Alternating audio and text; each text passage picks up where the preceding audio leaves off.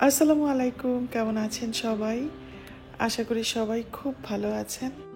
আর যেখান থেকে আমার আজকের এই ব্লগটি দেখছেন সবাই সুস্থ আছেন, সুন্দর আছেন এই কামনা করি। আজকে আমি শাহনাজ মিজান দুইজনকে নিয়েই বাজার করতে এসেছি। আর আজকের ভিডিওটা হচ্ছে সোমবার সন্ধ্যার। কখনোই শাহনাজকে নিয়ে এর আগে বাজারে আসা হয়নি, এই প্রথম।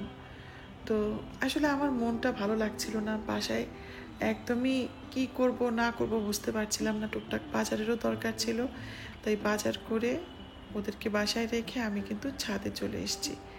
আর ছাদে এসে এই যে দেখেন তো, এই ফুলটা চিনতে পারছেন কি না? আগের ব্লগটাতে আমাদের ছাদটা দেখে আপনারা অনেকেই পছন্দ করেছেন, এই জন্য অনেক ধন্যবাদ। আর সুস্মিতা চৌধুরী জানতে চেয়েছিলেন ছাদে গাছ লাগাচ্ছি, তার জন্য কোনো অবজেকশন আসে কি না। না, অবজেকশন আসবে কেন? আমাদেরই তো ছাদ, গাছই তো লাগাচ্ছি।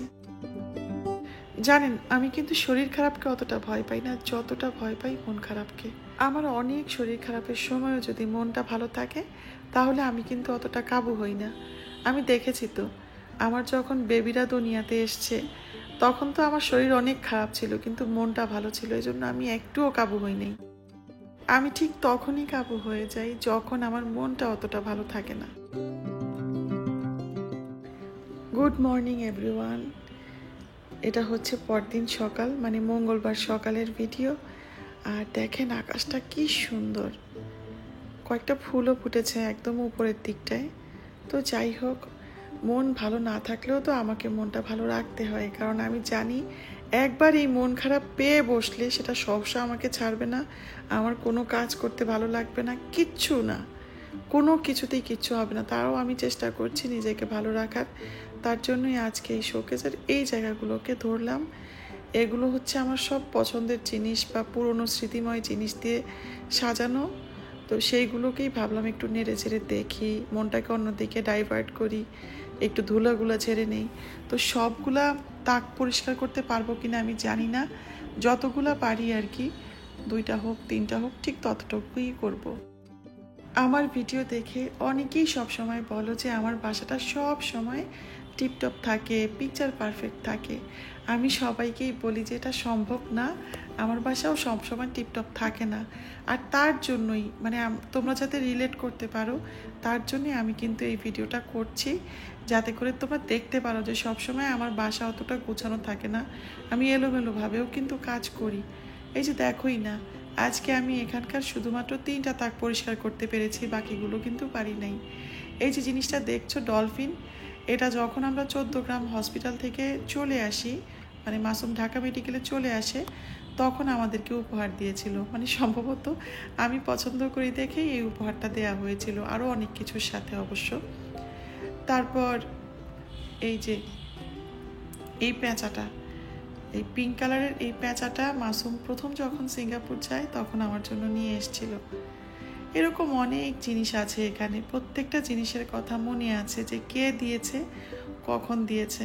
আর প্রথম যেটা দেখালাম, ওই যে শোকেস পরিষ্কার করার শুরুতে যেটা দেখালাম আর কি, বাইসনটা, ওটা আমার ভাই দিয়েছিল।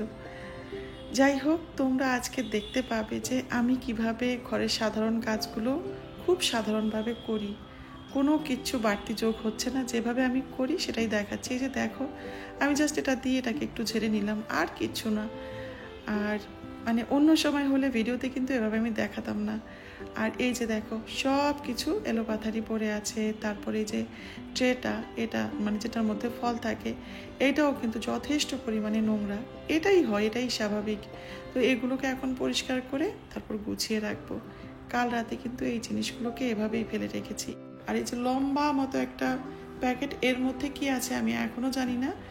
এটা একটু আগে মাসুম পাঠিয়েছে, এটা এখনও খুলে দেখা হয় নাই। একটা কথা আমি সব সময় বলি, আজকে আবারও বলছি, তোমরা যারা কাজ করতে ভয় পাও বা শুরু করতে ভয় পাও, বা এটা মনে করো যে দূর হবে না আমাকে দিয়ে, আরেকদিন করব, পরশুদিন দেখা যাবে, এভাবে করলে শুধু এগুলো জমে থাকবে আর মাথার মধ্যে একটা থাকবে যে কাজগুলো হচ্ছে না, কিছুই করা হচ্ছে না। তো মন খারাপ থাকলেও কিন্তু কোনো রকমে একটা ছোট কাজ করতে হয়। দিন শেষে ভাবতে হয় যে আজকে আমি কি কি ভালো কাজ করলাম, ভালো কাজ না মানে কি কি কাজ ঠিকঠাকভাবে করলাম, সেটা ছোট্ট কোনো কাজ হোক, তাতে কোনো প্রবলেম নাই। যে কোনো কাজ ঠিকঠাকভাবে মোটামুটি করতে পারলেই হয়। আর একদম সব সময় পারফেক্ট হতে হবে এই চিন্তা মাথা থেকে দূর করতে হবে। আচ্ছা, ওই সময় আমি শোকেসটা তো পরিষ্কার করেছি, বাট তোমাদেরকে দেখানো হয় নাই। এই যে শুধুমাত্র আজকে আমি উপর থেকে 3টা তাক পরিষ্কার করেছি, একদম এইটুকুই। এরপর আর ভালোও লাগছিল না, তাই বাজারগুলো গুছিয়ে নিচ্ছি। আর আজকে যারাই আমার ভিডিওটা দেখছো তারা দেখবে পুরো ভিডিওতে যে আমার জীবন আর তোমাদের জীবনের মধ্যে অনেক অনেক ক্ষেত্রে অনেক অনেক মিল। পুরোটা হয়তো মিলবে না, কিন্তু অনেক কিছুই মিলে যায় অনেকের সাথে। আমি তো বহু এরকম কমেন্ট পাই যে আজকে মন ভালো নেই, আজকে শরীর মন কিছুই ভালো নেই, এরকম পাই। আমি খুব দোয়া করি, কারণ মন ভালো থাকাটা খুব জরুরি, প্রত্যেকের জন্য এটা খুব জরুরি। তাই আমিও এরকম আশা করি যে আমারও যখন মন খারাপ থাকবে কেউ যদি জানতে পারে, দূর থেকে হয়তো আমার জন্য দোয়া করবে, ব্যাস। আর এই যে গাব, এগুলো এখন কাটবো। প্রথমে ভেবেছিলাম তুলে রাখবো, তারপর দেখেছি অনেকটাই নরম, তো এই গাবটা কাটবো। আর এই ফানেলটা এনেছি, এটা দিয়ে সব বোতলের মধ্যে তেল ভরা যাবে। যাই হোক, সংসার কিন্তু থেমে থাকে না, কোনো দিন কারোর জন্য কিচ্ছু থেমে থাকে না। আর যার যার যেরকম দায়িত্ব সেটা কিছু হলেও করতে হয়। ওগুলো যতই পিছিয়ে দেওয়া হবে, কাজগুলো পিছিয়ে যাবে আর জমতে থাকবে। তো এই কারণেই ইচ্ছা না হলেও অল্প কিছু কাজ করে নিতে হয় মনটা ভালো রাখার জন্য। এবার দেখি এটার মধ্যে কি এলো। আমি গত ভিডিওতে বলেছিলাম যে দূর দূরান্ত থেকে আমরা কিন্তু অনেক সময় অনেক জিনিসপত্র পাই, রোগীরা নিয়ে আসে। তো এটাও নিশ্চয়ই সেরকম কোনো একটা কিছু হবে, মানে কেউ দিয়েছে। আর এটা ভোলা বরিশালের দই হবে। দইটা এত ভালো, আমি তো দই চিনি, দেখেই বুঝতে পেরেছি যে এটা খেতে খুব ভালো হবে। তো মাসুম আসলে জানতে পারবো যেটা কোত্থেকে আনা হয়েছে। প্রতিদিন কিছু কিছু জিনিস ডিক্লেটার করা ভালো, আজকেও কিন্তু সেগুলোই করছি। আর এই যে ভিডিও ক্লিপটা, এটা কিন্তু অনেক দিন আগের।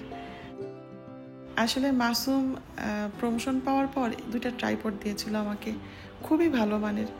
তো আমি সেগুলো রাখি নাই, আমি সেগুলো ফেরত দিয়েছি, কারণ এত ভালো ট্রাইপড ইউজ করার সময় এখনও আসে নাই, দাম বেশি ছিল খুব। কারণ আমার দরকার ছিল খুব সহজ আর একটু স্বল্প খরচের মধ্যে ট্রাইপড, যেটা দিয়ে আমার মোটামুটি কাজগুলো চলে যায়। তো আজকে আমি সেটাই দেখাবো, যেহেতু একটু আগে বললাম যে আজকে ডিক্লেটারের দিন। এই যে এই ট্রাইপডটা, এটা আসলে সেলফি স্টিক।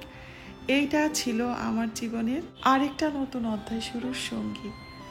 আসলে প্রথম দিকে তো আমি ভিডিও ক্লিপগুলো আমার ভাইকে পাঠাতাম, ও মেসেঞ্জার থেকে সেগুলোকে নিয়ে জোড়াতালি দিয়ে ছেড়ে দিত। আর তারপর যখন আমি নিজেই সেগুলো শিখে গেছি, তখন ও বলল যে একটা ট্রাইপড হলে তোমার ভিডিও করতে সুবিধা হবে। তো ওই সময় ও দেশে যখন আসে আমার জন্য এটা নিয়ে আসে। একে পাওয়ার পর থেকে আমার ভিডিও বানাতে অনেক সুবিধা হয়। আজকে এত বছর পর একে আমার ছাড়তেও ইচ্ছা হচ্ছে না, কিন্তু কি করব, একদমই খুব খারাপ অবস্থা। এরপর মাসুম আমাকে এই ট্রাইপডটা দেয়। এটারও এই লিভারটা শাহনাজ ভেঙে ফেলে, এই মাথাটা ভেঙে ফেলে। আমি মাথাটা আলাদা কিনতে পেরেছি, মানে হোল্ডারটা যেটাতে মোবাইল থাকে আর কি, কিন্তু ওই লিভারটা আর কিনা যায় নাই। এরপর মাসুম প্রমোশন পেয়ে যে ট্রাইপড 2টা এনেছিল, সেটা ফেরত দিয়ে আমি মোটামুটি মানের একটা ট্রাইপড নিয়েছি।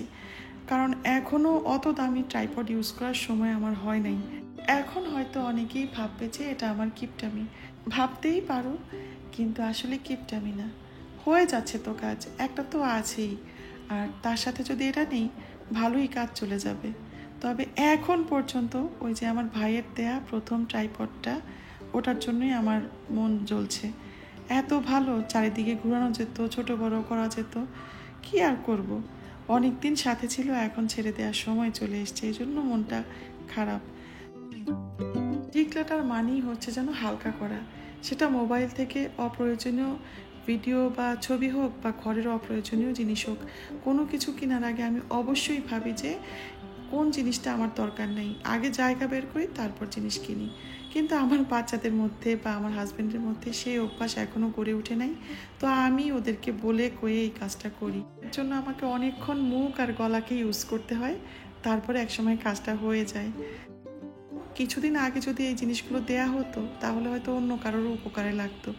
আমি এটাই বলি যে তোমরা দেয়ার হলে একটু আগে ভাগে দাও। তো যাই হোক, এখন ওদের অভ্যাস হয় নাই, নিশ্চয়ই একদিন হবে। সব সময় ভালো কিছুর আশা রাখতে হয়। যাই হোক, আমি কিন্তু আজকে নাস্তা করিনি, শুধু একটু চা খেয়েছি।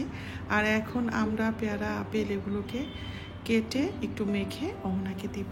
তো আমার গত ভিডিওতে নেকলেস ইসলাম লিখেছেন, আসসালামু আলাইকুম শান্তা, কেমন আছেন? মনে আছে আমাকে? অনেক দিন কমেন্ট করা হয় না, আপনার ভিডিওগুলো দেখি কিন্তু কি লিখবো বুঝিয়ে উঠতে পারি না। মনে আছে এক রাতে আপনার ভিডিওর কথা শুনে আমার চোখ দিয়ে অনবরত পানি ঝরেছে। জানেন শান্তা, আমার জীবনে বড় বড় দুটো ঝড় এসে এলোমেলো করে দিয়ে গেছে সব। এখন নীরবতা শেষ হয়েও শেষ হচ্ছে না। কমেন্টটা অনেক বড়, আমি পুরোটা পড়েছি আর আমার খারাপও লেগেছে। আমি দোয়া করি যেন সবার জীবনের যত কিছু অখুশির জিনিস আছে সব খুশিতে পরিণত হয়ে যাক। জানেন, আপনি সহ যারা আমার ভিডিও দেখে অনেক কমেন্ট করেছেন, আমার সবার কথা মনে পড়ে, সব সময় মনে পড়ে। আর আপনার নাতি নাতনির নামটা খুব সুন্দর, নাফে আর নুফা। ওরা খুব ভালো থাকুক, আনন্দে কাটুক আপনার সময় ওদেরকে নিয়ে। এদিকে আপনারা হয়তো নোটিস করেছেন আমি শসা, আপেল, পেয়ারা আর আমড়ার সাথে লবণ, মরিচ গুঁড়া আর মিষ্টি তেঁতুলের আচার মেখে ওনাকে দিয়েছি, কাপও কেটে দিয়েছি। আর আমার ভিডিওর প্রায় শেষ প্রান্তেও চলে এসেছি। কিছুদিন আগে আমার একটা ভিডিওতে আমি যেই নোটবুকটার মধ্যে, মানে যেই বুকটার মধ্যে আমার কাজগুলো লিখে রাখি, সেটাই দেখতে চেয়েছিল একজন, আমার নামটা মনে নাই, তো এটার মধ্যে লিখে রাখি। আর আজকে তো আজকের কাজ হলোই না। এটাই আমি পুরো ভিডিওতে বলতে চেয়েছি যে সব সময় সব কিছু কিন্তু প্ল্যান মোতাবেক হয় না, পারফেক্ট হয় না, সময়ও ভালো যায় না। তারপরেও প্ল্যান করতে হয়, আশা রাখতে হয় ভালো দিনের। যেমন পুরনোকে সাথে নিয়ে চলতে হয়, মাঝে মাঝে আবার কিছু পুরনো জিনিস সরিয়েও দিতে হয়। আর এটা করতে হয় নিজেকে ভালো রাখার জন্য, আর নিজে ভালো থাকলেই কিন্তু সবাইকে ভালো রাখা যায়। জীবন একটাই, তাই নিজেকে বঞ্চিত করা কখনোই ঠিক না। যাই হোক, আজকে আমার ভিডিওটা এখানেই শেষ করছি। যদি আমার ভিডিওটা ভালো লাগে তাহলে একটু লাইক কমেন্ট করবেন। সবাই খুব ভালো থাকবেন, আমার জন্য দোয়া করবেন। আল্লাহ হাফেজ।